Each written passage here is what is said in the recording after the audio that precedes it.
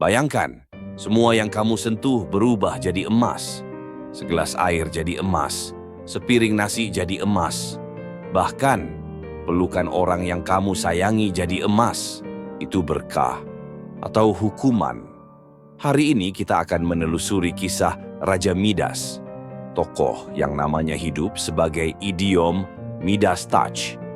Tetapi jejaknya juga mengarah ke dunia nyata, mulai dari kerajaan Frigia di Anatolia, makam-makam raja di bawah bukit, hingga catatan-catatannya yang terjalin dengan kekuatan besar pada zamannya.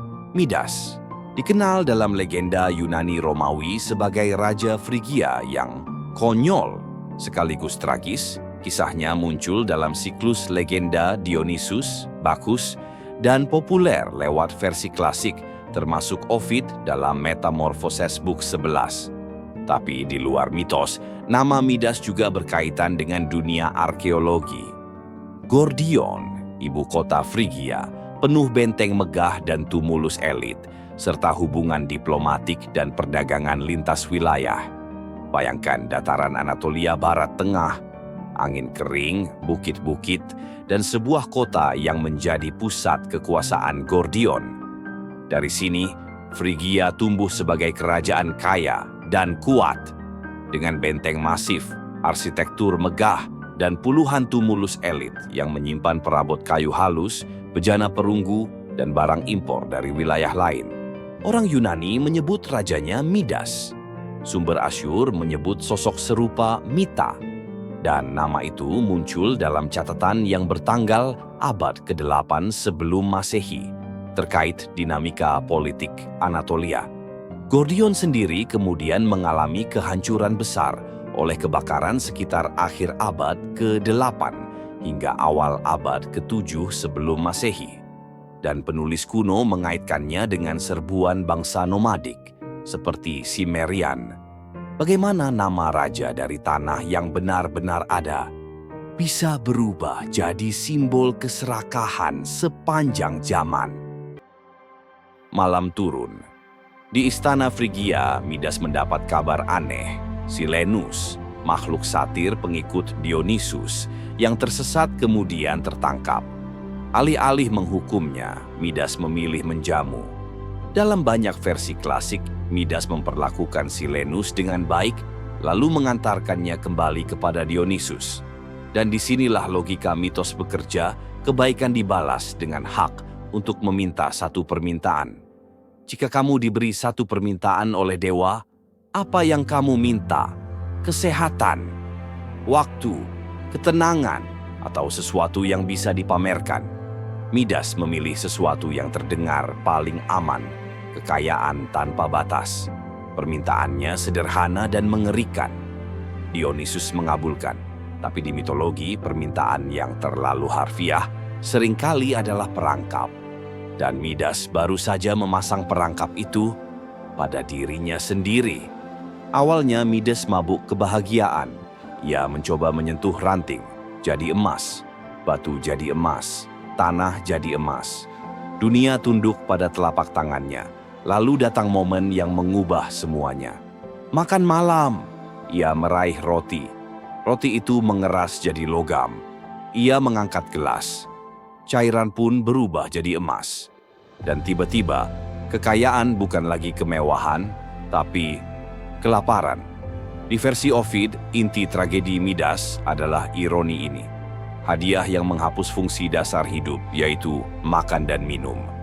Beberapa adaptasi modern menambahkan kisah Putri Midas berubah jadi emas untuk memperkuat drama, tetapi versi klasik yang paling dikenal dalam Ovid menekankan hanya pada bencana sehari-hari, seperti tak bisa makan, tak bisa minum. Manakah yang benar? Kalau semua jadi emas, apa yang tersisa untuk hidup? Di titik itu, Midas sadar, yang ia minta bukan kekayaan, melainkan kutukan. Beruntungnya dewa yang memberi juga bisa mencabut, tapi ada satu syarat. Midas harus pergi ke sebuah sungai, sungai yang kelak terkenal karena pasir emasnya. Dionysus menyuruh Midas mandi di sungai Pactolus dekat Sardis. Midas masuk ke air dan kutukan itu lepas, seolah berpindah dari tubuhnya ke alam.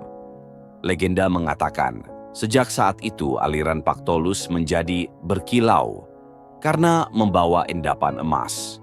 Midas tidak membuang kesalahannya, melainkan ia memindahkannya. Dan kita mungkin berpikir, oke, Midas sudah tobat, cerita selesai. Tapi mitologi jarang memberi akhir yang rapi. Midas akan membuat kesalahan kedua, bukan soal emas, melainkan soal kesombongan dalam menilai keindahan. Suatu hari diadakan sebuah kontes musik. Pan, dewa hutan dan padang rumput, meniup serulingnya yang riang dan liar. Lawannya adalah Apollo, dewa musik dan keindahan, yang memetik lira dengan nada jernih dan tertata. Hakimnya, Tmolus, dewa gunung. Hampir semua orang mengakui Apollo menang. Hampir semua. Midas, entah karena selera, entah karena keras kepala, menganggap keputusan itu tidak adil. Ia justru memilih Pan. Apollo tidak menghancurkan Midas, tidak membunuhnya. Ia memilih hukuman yang lebih halus dan lebih kejam secara sosial. Telinga Midas diubah menjadi telinga keledai, seolah-olah raja itu memang tak mampu mendengar mana musik yang layak. Midas menutupinya dengan turban. Hanya satu orang yang tahu, tukang cukurnya. Midas memaksa sang tukang cukur bersumpah, jangan bilang siapa-siapa. Tapi rahasia itu seperti batu panas di lidah. Akhirnya si tukang cukur menggali lubang di tanah, lalu berbisik ke dalamnya. Raja Midas punya telinga keledai. Ia menutup lubang itu. Namun dari sana tumbuh rerumputan, ilalang. Dan setiap kali angin lewat, ilalang itu mengabarkan rahasia yang sama. Di ujung cerita, Midas tidak kalah oleh musuh, tidak jatuh oleh perang. Ia tumbang oleh satu kesalahan yang terlihat sederhana. Mengira dunia bisa diringkas jadi satu ukuran. Emas itu ukuran yang mematikan, karena ia membuat segala hal tampak setara. Roti, air, tanah, pelukan, semuanya bisa berubah menjadi nilai. Tapi justru disitulah bencana dimulai. Ketika segala sesuatu bisa dinilai, sesuatu yang paling penting perlahan hilang, yaitu rasa cukup. Roti tidak lagi mengenyangkan, air tidak lagi menyelamatkan, pelukan tidak lagi menghangatkan.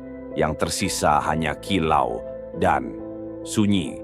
Lalu telinga keledai itu muncul seperti hukuman yang kecil, tapi sebenarnya yang paling menyiksa. Bukan karena orang lain tak boleh tahu, tetapi karena dia sendiri tak sanggup mengakuinya. Dan rumput yang berbisik di angin seolah berkata, rahasia tidak pernah benar-benar terkubur.